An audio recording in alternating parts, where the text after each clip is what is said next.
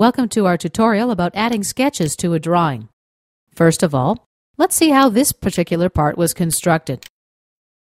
As you see, we've got construction geometry that helps to define the geometry of our part. Now let's exit the sketch. And let's go to New Drawing, make Drawing from Part Assembly, Landscape B. In this tutorial, I'll just be using the front view. Let's click OK.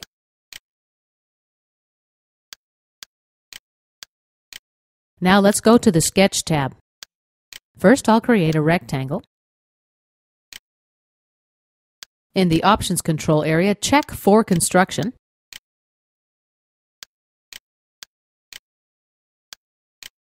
Let's select this line and this line. Add a collinear relation. This line and this line, another collinear relation.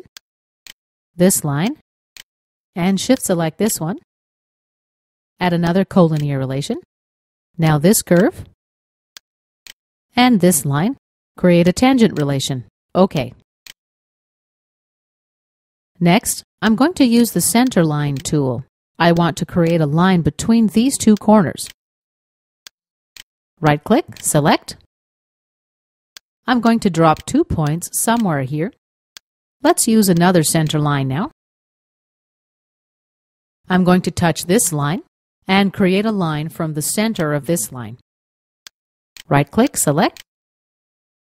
Next, let's go to the Annotation tab. Hide Show Annotations. I'm going to select this center mark. I'm going to hide it. Now I'll select this point and this curve. I'll add a concentric relation. Select this line and this point and add a coincident relation.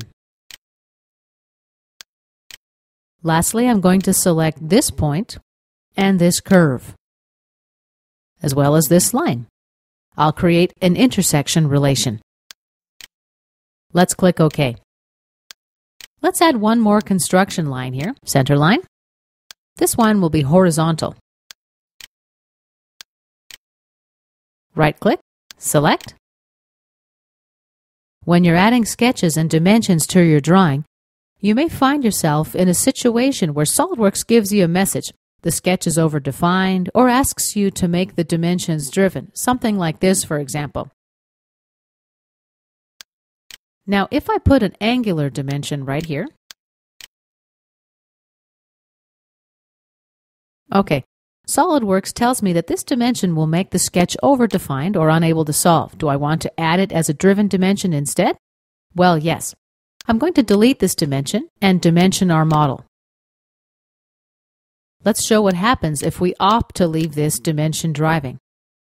What I end up with is an overdefined sketch. When I move the mouse in empty space, the sketch warnings disappear. Let's select the sketch. And let's double-click on the warning. Select Diagnose. The Diagnose window gives us 5 solutions. It suggests that we remove this tangency. Next, to remove the horizontal relations. To remove a dimension and a collinear relation. OK. Let's go back and remove this dimension. Accept. And the sketch is now OK. Let's apply the rest of the dimensions. We'll put an angular dimension here. We'll make it dimension driven. Next, the distance between these 2 points. When I move my mouse, the dimension keeps changing. When I find the point where I get the dimension I need, I right-click, and that locks the dimension. If I want to unlock the dimension, I can just right-click again and then adjust it as needed. You relock the dimensions with another right-click. Let's make it dimension-driven. OK.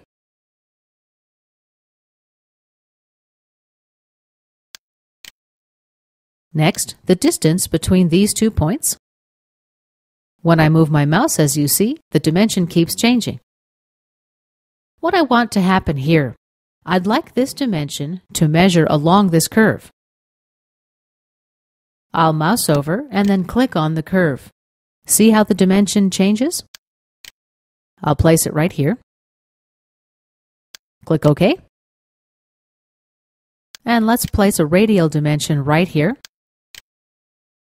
And then we'll specify the overall width. Make it dimension driven, OK. Lastly, I'll put a radial dimension right here.